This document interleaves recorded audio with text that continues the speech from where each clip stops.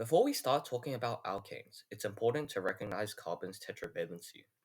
This isn't really necessary to understand what an alkene is, but it does help when understanding some concepts.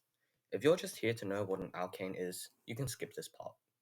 What is tetravalency exactly?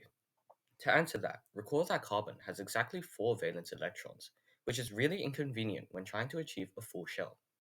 Carbon is not a metal, so it cannot undergo metallic bonding with itself, and ionic bonding is generally not preferable because it takes a lot of electrostatic attraction to fully donate 4 electrons instead of just 1 or 2. Therefore, covalent bonding is the way to go. To get a full valence shell, which means having 8 electrons as per the octet rule, carbon needs to share its 4 electrons with another 4 electrons from other elements. With 4 electrons from the carbon itself as well as 4 electrons from the other elements, there are now 8 electrons shared through covalent bonds, which is equivalent to 4 electron pairs. Remember that a covalent bond requires a pair, not just one electron. So now carbon has 4 electron pairs that it shares covalently, which corresponds to 4 covalent bonds. Recall single bonds only require 1 electron pair, but double bonds need 2 pairs, and triple bonds need 3. Now, these 4 covalent bonds from carbon can either be single, double, or triple, but the fact that it can have 4 covalent bonds in which to satisfy the octet rule is called tetravalency. It might be 4 single bonds or 2 double bonds, but tetravalency is required. Moving on to actual alkanes now, an alkane is simply a hydrocarbon where all carbons are bonded to exactly 4 other atoms, which is not limited to just hydrogen and carbon atoms. In an alkane, all bonds are single, so this means that there are no double or triple bonds. The reasoning for this is because carbon's tetravalency shows that carbon can only have 4 covalent bonds, and if there are any double or triple bonds, then there wouldn't be enough covalent bonds to bond with 4 other atoms. Alkanes are called saturated because of this property. They bond with the maximum number of unique atoms, which is 4. Now, all alkanes follow a very specific rule given for their chemical formula, which is CnH2n plus 2. That means for every carbon, there must be 2 times that plus 2 amount of hydrogen atoms. This is especially evident if we look at the structure of an actual alkane. Take the alkane on the left here, methane. Going up and down, we see that carbon has bonded to 2 hydrogen atoms, but there are also 2 hydrogen atoms that carbon has bonded on the left and the right. If you count the number of carbon and hydrogen atoms, and yes, this is a real alkane, you'd see that the rule has been sustained. Maybe the rule isn't so evident yet, so let's keep going. Take the alkane on the right now, propane. In each of the carbons, they have 2 hydrogens that they bond with above and below. This corresponds to the 2n bit of the formula, but let's keep going. At each end of the chain, you'd see that we didn't really account for 2 hydrogen atoms, and that's where the additional 2 hydrogens come in when we look at the rule.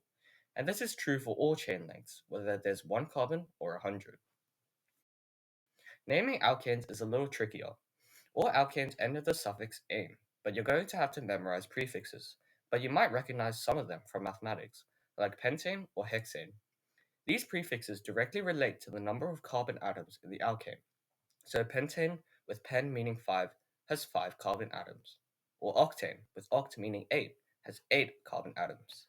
Generally, minor chemistry doesn't really go above 10 carbon atoms, but it's still important to keep in mind that alkanes can theoretically go on for far above 10. A higher amount of carbon atoms means that the chain is longer. Now, you might have recognized some of these alkanes already, and that's because alkanes are crucial for combustion. In fact, most fossil fuels derive their energy from them. This is because alkanes are extremely good fuels, releasing heaps of energy that they stored chemically. Alkanes are found in oil, natural gas, and coal, where they are generally a combination of different chain lengths. Shorter alkanes typically burn faster because they are easier to combust. Alkanes must have a source of oxidation, so typically oxygen, and reaction with oxygen forms carbon dioxide and water when combusted. A little advanced, but alkanes can also help with the synthesis of more organic compounds, like alkenes or haloalkanes. The dehydrogenation of an alkane through heating it up in the presence of steam is called cracking, and it causes the alkane to lose 2 hydrogen atoms, which means that an alkene is formed, which has a carbon double bond. On the other hand, if you react an alkane with a halogen like chlorine with ultraviolet light, you can get a haloalkane, which is an alkane with a halogen atom substituted in where a hydrogen atom normally would be. These products can be considered the backbone of further organic chemistry, so you can think of alkanes as the basis for almost all synthetic organic compounds.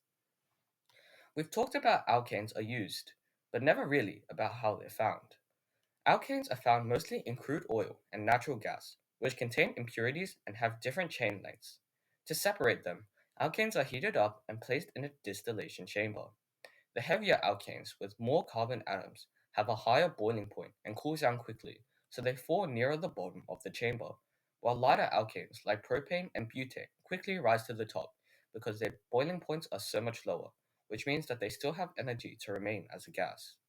This process is how you can get your petrols, your diesels, and even the asphalt on your roads. That's all for alkanes, but I hope you learned something valuable today.